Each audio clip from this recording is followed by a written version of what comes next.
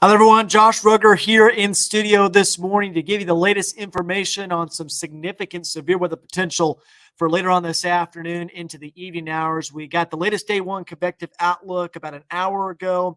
There has been some updates to that. We still have an enhanced risk of severe weather in place, but a lot of things to discuss right now. Also here to answer any questions you may have. We'll be here for about 20 to 25 minutes, and then we'll wrap things up and hand things over to the evening crew with Dan, Zach, and Peyton. They'll have all the latest information on the severe weather potential as it's occurring as we go throughout the day today. But I want to provide this update to give you the latest details. Let's go ahead and look at how things are outside right now, because I'll tell you what, I'm starting to get lots of reports of sunshine showing up in northwest Arkansas and the River Valley, and that is something we do not want to see, because that's going to increase that instability. That's going to heat things up even more, and that's going to add to the fuel for these showers and storms as we move throughout the rest of the day today. And Jacob's saying it right here. The sun is out in Farmington and it feels awful. It's very muggy right now, Jacob. You can definitely feel that humidity cranking up right now. Definitely a spring-like setup. Catherine reporting lots of sunshine in Berryville as well. So here we go, folks. This is where we have to keep an eye on that instability and keep an eye on things in the atmosphere here in northwest Arkansas and the River Valley. Right now, temperatures sitting in the upper 60s, 68 degrees in Fayetteville, 69 in Harrison, 73 in Fort Smith, and 74 degrees in Boonville. So obviously a little bit warmer in the River Valley right now, but a lot of us are starting to see sunshine. That's going to heat things up even more. In fact, we're expected to heat up pretty quickly as we move throughout the day today, even if we do see a little bit more cloud cover. So we did have a little bit of drizzle this morning. That didn't really cause a whole lot of impacts in terms of instability. I wasn't expecting it to, but was keeping my fingers crossed that maybe it stuck around a little bit longer, but that was in and out very quickly. And you can actually see that here on satellite radar. There's the drizzle popping up there just off to the east of Fayetteville on the I-49 corridor. Now, there is quite a few breaks in the clouds showing up off to our west, and we're already starting to see that in Fayetteville, maybe some thicker clouds in Benton County right now. But I do think we see sunshine for a lot of us here in our area, and that's not something that we want to see at all. We're keeping our fingers crossed that the clouds can stick around. But obviously, the storm system is starting to crank up off to our west. This is a powerful storm system. Many tornado reports yesterday in Kansas and western Missouri.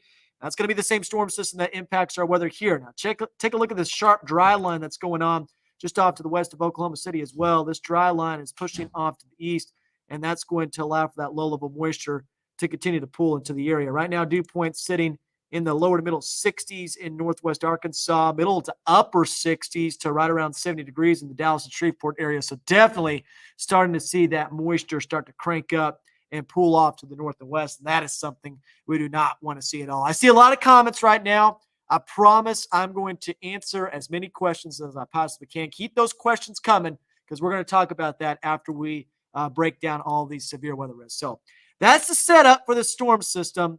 This is a powerful one, folks. This is a spring-like setup, and this is something that could cause some impacts late this afternoon into the evening hours. Now, here's the latest day one convective outlook. We got this in about an hour ago. You'll notice that the enhanced risk of severe weather pretty much encompasses the entire KNWA Fox 24 coverage area. All hazards are on the table. I do have more specific timing now for you. I do think the main time frame for these storms at the earliest will be noon, and at the latest 10 o'clock p.m. Now, the most likely time frame for significant severe weather is going to be after 2 p.m. and before 8 p.m., I think, in my opinion. I think that's going to be the sweet spot for the strongest thunderstorms. But this is just a broad sort of time frame that we could have showers and storms here in our area. And throughout this time frame, we could have severe weather potential.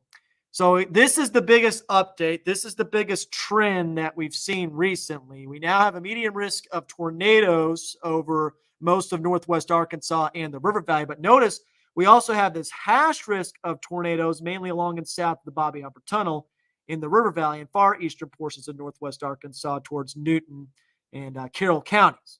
Now, the parameters are in place for strong tornadoes, but the one thing that I'm keeping an eye on are those initial discrete supercells. You can still get tornado potential with QLCS events. We saw an EF3 tornado with the Springdale event. But with this particular storm system, once these discrete cells move out of the way, that's going to sap the instability, and I think that's going to lower the tornado potential quite a bit as we move throughout the rest of the evening. So I think the main time frame for tornadoes is actually going to be between about 1 p.m. to 5 p.m. After 5 p.m., we start seeing these storms congeal into clusters and linear segments, and that's where the tornado potential is going to significantly go down. It's the same thing for the hail, right?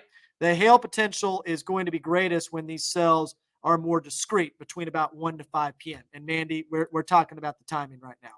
So, so the hail and tornado threat is going to be tied to that initial discrete development here in Northwest Arkansas and the River Valley. And that's what we're going to be keeping an eye on, because both of those could be quite significant, especially in terms of the large hail threat. I mean, we've been talking about this over the last couple of days, but we've got this hashed area of large hail over all of Northwest Arkansas and the River Valley. And this hail could be over 2 inches in diameter, which can cause damage to roofs and can also cause damage to your windshield. And not only that, a lot of these storms are going to be coming through as you're heading back home from work and school. So that can also cause even more issues on the roadways. So just make sure you're being very careful.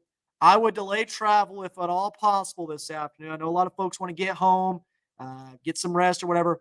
I will say this, with the hail risk, not everybody is going to see very large hail, but the 1, 2, 3 locations that do, that's going to be the spots that are most impacted by that large hail potential. Of course, there's also a damaging wind threat, but that's not on the higher end of the spectrum with this particular storm system. All right, let's take a look at the latest future track model from the HRRR. I'm actually going to go back here. I had to adjust this just a little bit for the Good Day NWA show. So obviously we got showers that are moving through right now, and the models are consistently showing that we're going to have breaks in the cloud cover. We're already seeing that right now. That's going to heat things up. Temperatures get up into the lower to middle 70s, right around 80 degrees.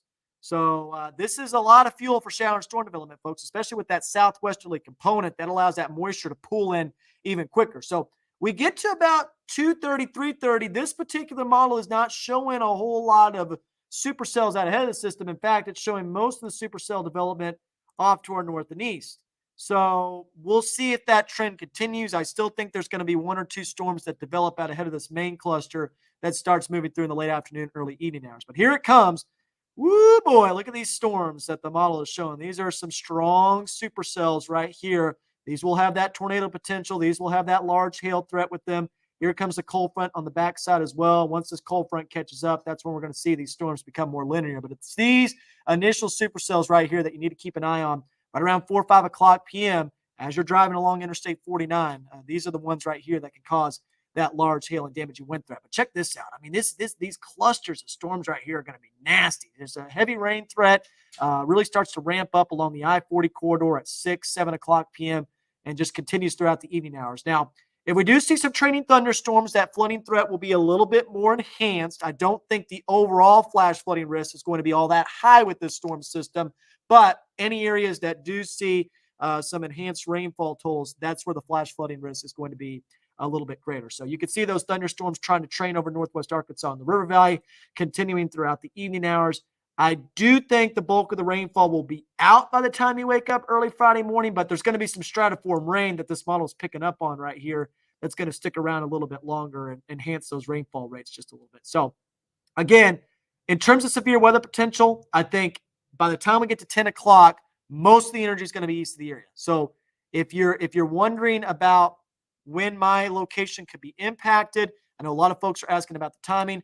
I've divided this up into 2 kind of separate severe weather threats. So we'll go over them in the 2-day forecast timeline. So you notice how rain chances really start to ramp up after 5 o'clock p.m.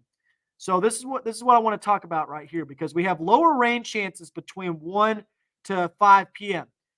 This is actually when I think the highest severe weather potential is going to be, because this is where we're going to have the most instability. This is where the wind profiles are going to be a little bit more favorable for tornadoes and large hail. And this is also when these storms are not going to be a big cluster. So between 1 to 5 o'clock p.m., that's when the main large hail and tornado threat is going to come through Northwest Arkansas, right? After 5 p.m. and through about 10 o'clock p.m., you notice that the rain chances ramp up significantly. This is when we start transitioning to multiple clusters. This is when we start seeing more linear storm modes, and this is when we have more of a damaging wind and heavy rain threat. Now, there still will be the potential for tornadoes. There still will be the potential for hail, But in terms of that higher end risk that you see on the day one convective outlook, that's going to be between about 1 to 5 p.m. So you can divide it up into two separate segments there. I think the severe weather and rain risk really drops off after 10 o'clock p.m. And by the time you wake up Friday morning, most of the activity is going to be out of Northwest Arkansas and the River Valley. So that's pretty much what we're dealing with right now. I want to go back here to the SPC Day 1 outlook, just in case folks are just joining us. I want to show you the latest Day 1 outlook. Again, we have an enhanced risk of severe weather. Now I want to answer some of your questions. I see we've got quite a few of them here. So I'm going to go to the top and I'm going to go down. Just keep asking those questions, and I should be on here through about 10 o'clock a.m. Sorry. So once we get to 10 a.m., I'm going to have to hop off. But we've got Peyton in the house. Dan's going to be here. Zach's going to be here. And they're going to have all the latest details and keep you safe as more thunderstorms move through Northwest Arkansas. So, Sarah, nice to see you on here as well. Very glad to do another Facebook Live. Michael reporting overcast skies in Bentonville still. That's no surprise, Michael. As you saw on satellite radar, those clouds are a little bit thicker in Benton County. Josh Weisel reporting lots of sunshine overhead in Fayetteville. Saw your post, Josh, on social media, and yeah, that does not look good. We do not want sunshine at all. Jason from Hot Springs. Will Hot Springs get severe weather today? Jason, I do think you guys are in that risk for severe weather. You're under that enhanced risk of severe weather there in Hot Springs. So keep an eye on that hail potential. I think the large hail risk is pretty high in Hot Springs. Thankfully, I think the tornado risk is going to start dropping off relatively quickly. So that's going to be the good news if you live there in the Hot Springs area. But you're still under that hashed risk of potentially strong tornadoes. So just keep an eye on those initial supercells as they're moving through central Arkansas. How's Rudy looking today and tonight, Josh? Danita, gotta be careful. Keep an eye on the sky. You're talking about 4 to 4:30 p.m. That might be the sweet spot for when these storms are really starting to ramp up. Hopefully they can hold off for folks as they're getting back home from school and work. I'm just praying that's the case, but I do think the sweet spot for significant severe weather is going to be around 4 to 4:30, as you just mentioned there. So Rudy is in that higher end threat for tornadoes. It's in that higher end threat for very large hail. So just make sure you're staying weather aware as we go throughout the day today. Can our pet dog still, if a storm comes in, because my dog is coughing a lot? So Daniel, if you're talking about a dog outside, the dog needs to come in today. If you have outdoor pets, the pets need to come in today. I know some folks maybe don't want to do that, but you got to keep them safe because they can be impacted by this, especially if they're outside when large hail is falling. That can seriously injure them. So if your dog's an outdoor dog, Daniel, try to bring him inside, maybe bring him into the garage at the least, or bring him in to the house because they need to stay protected when the severe weather is moving through. Got to think of the animals on this. Definitely keeping everybody in the prayer state, hoping that this is just a bust, right? That's what we want. We want this to be a complete bust. We want this thing to fizzle out. But obviously there is parameters in place for significant severe weather throughout this event. Let's see. Yeah, Brian, I think that would be a good idea. Try to bring those pets inside, as I just mentioned. Cats, dogs, anything, because this can seriously impact them for sure. Hey, what's going on, Peyton? How you doing, man?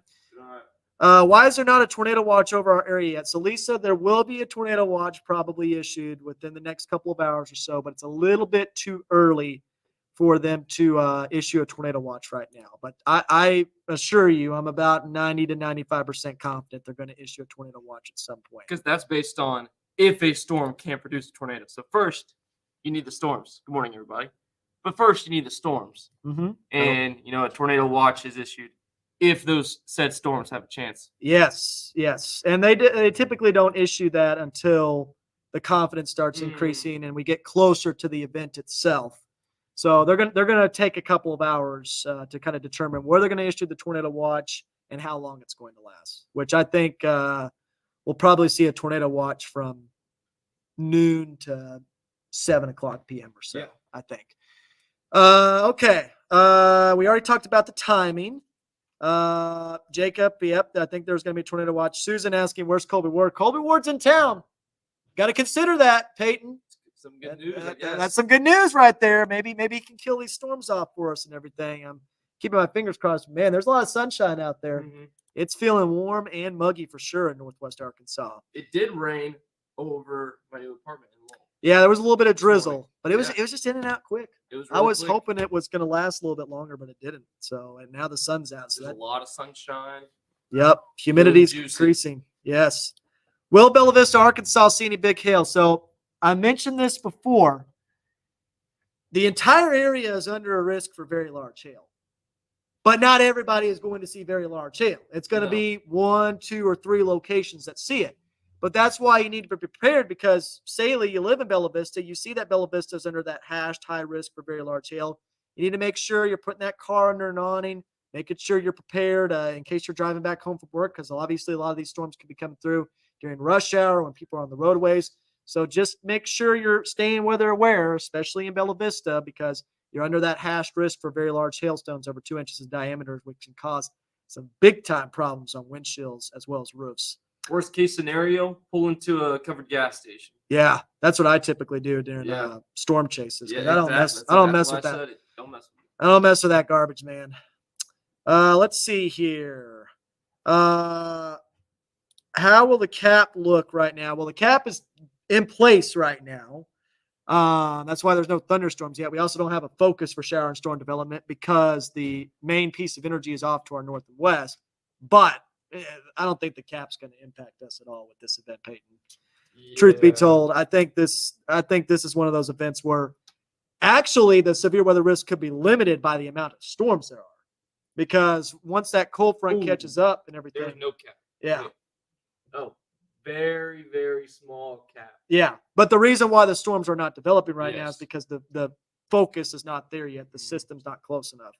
But once that energy kicks in, these storms are going to take off, which, seeing that we have very little cap, Peyton, actually makes me a little bit happy because the more storms that develop, the lower the tornado potential will be.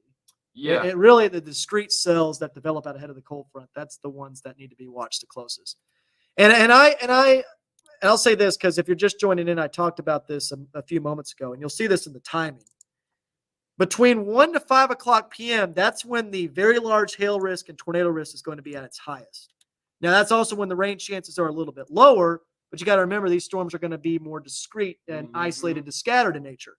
After 5 p.m., once the rain chances start ramping up again, we transition more towards a damaging wind, heavy rain threat.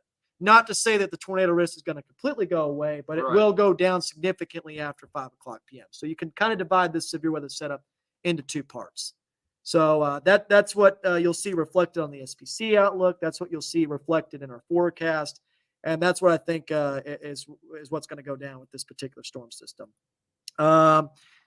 Timing for Carroll County, Kelsey just went over that. Now, Carroll County, a little bit farther east, so I think the storms will come in a little bit later.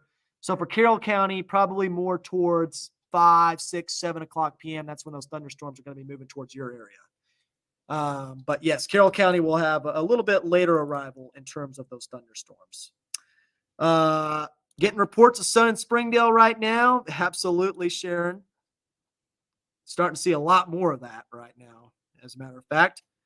Is Pono, Oklahoma going to have a tornado? Well, Jasmine, it's always hard to tell if there will be a tornado or not, but the parameters are in place and are favorable for the potential for a few tornadoes, especially along and south of Interstate 40. I'll say the wind profiles are much more favorable for tornado potential in the River Valley compared to Northwest Arkansas. Yeah, the further south you go, for sure, tornado potential, or the wind profiles look more favorable. Yes.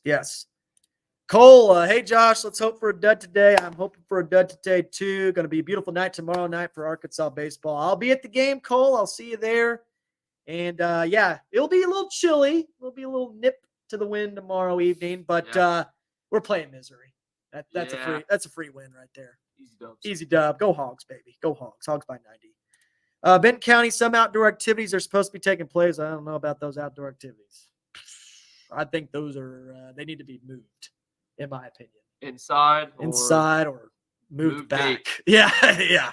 Because, man, you don't want to be caught out in this. No. You don't want to be caught out in the hail. Dude, I'm telling you. Hail ain't no joke. Hail is no joke. I agree. Okay. Gravit. Yep, same deal as Benton County. Just noon to 10 o'clock p.m. It's pretty much the same timing across the board for everybody. This is a very broad risk of severe weather that encompasses the entire area, right? Yeah. You look at the enhanced risk, folks.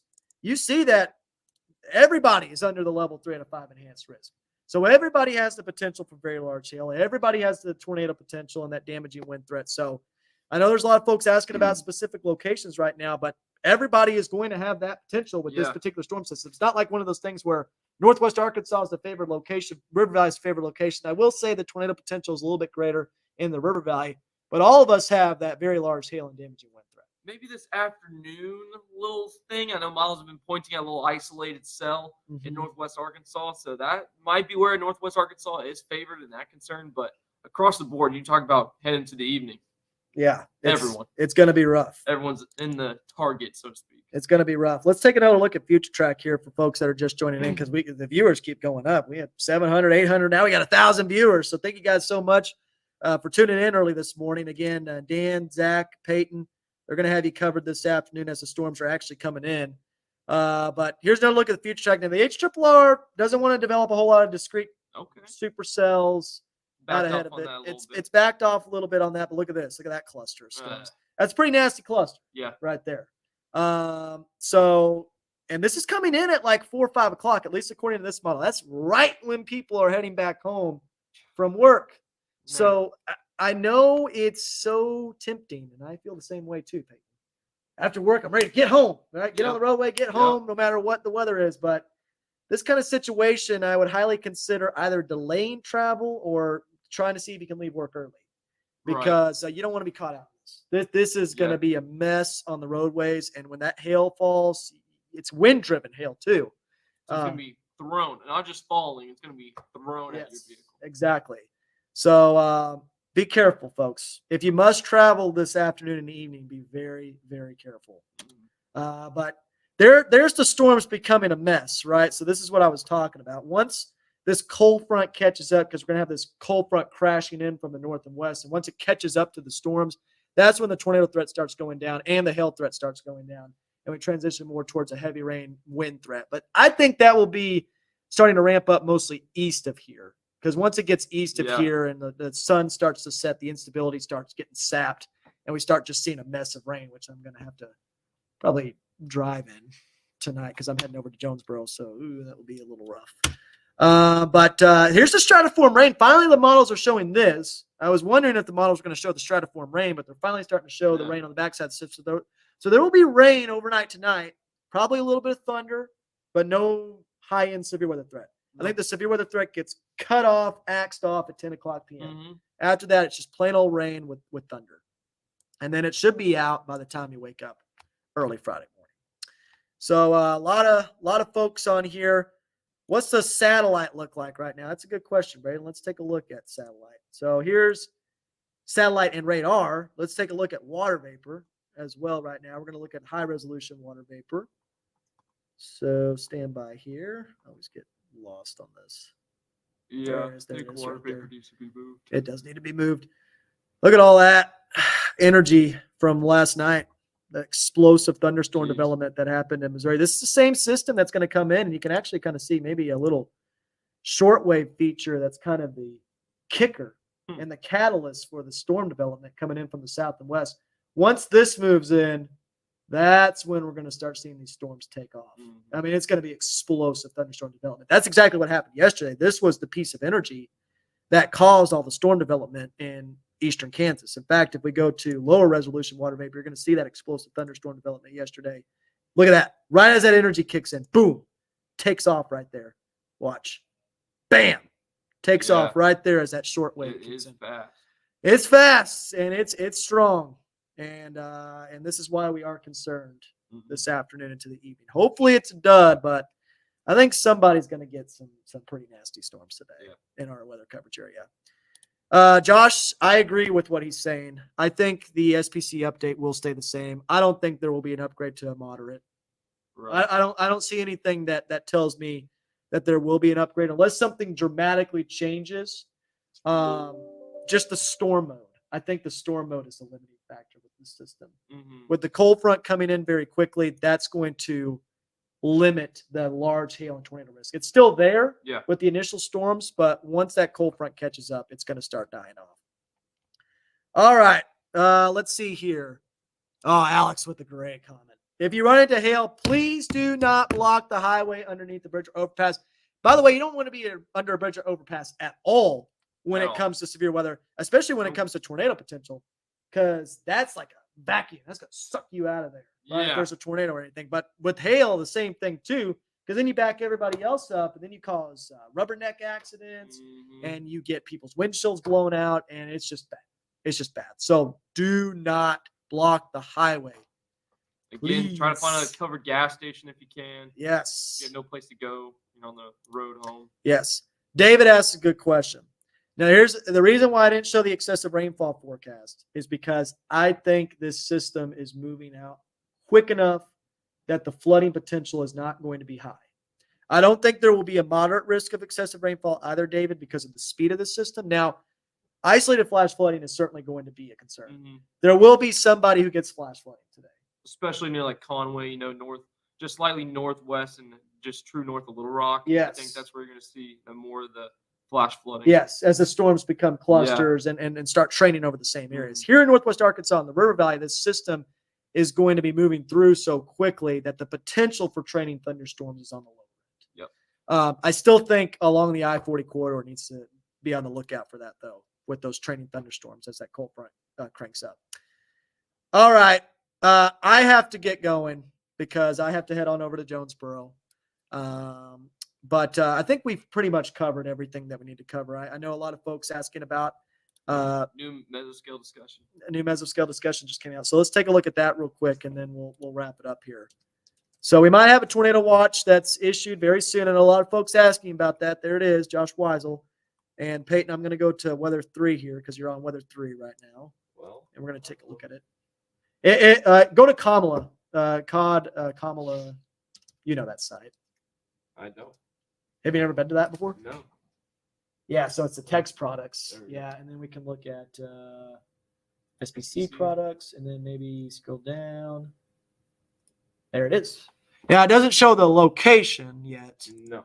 But we can take a look at that. So what's it saying? Control right pluses in here. Control pluses. Yep. So this is the new mesoscale discussion. So Peyton's going to talk about 12Z soundings from Norman, Shreveport, Little Rock, FWD. I'm blanking on that. Show a stout cap in place just above our heads, 850 to 750 millibars, about 1.5 miles, 2 miles up in the air. But there's a developing CU field. We get more daytime heating. That rich, moist, low-level air mass is going to be pretty stout storms because we got most unstable cake, 2,000 to 3,000 joules per kilogram. That's that fuel for That's thunderstorms. juicy right there. Some modestly enhanced southwesterly low-level flow. We got some veering though.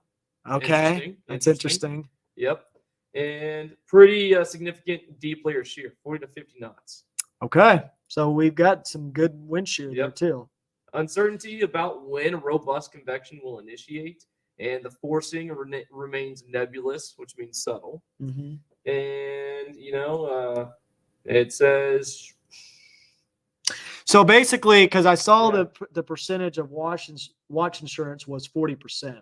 Okay. So I still think there will be a watch, but I think within the next couple of hours, it's a lower chance that they issue a watch just because of the cap and the other things that are in place and the uncertainty. Yeah, they mentioned possibly a watch before noon.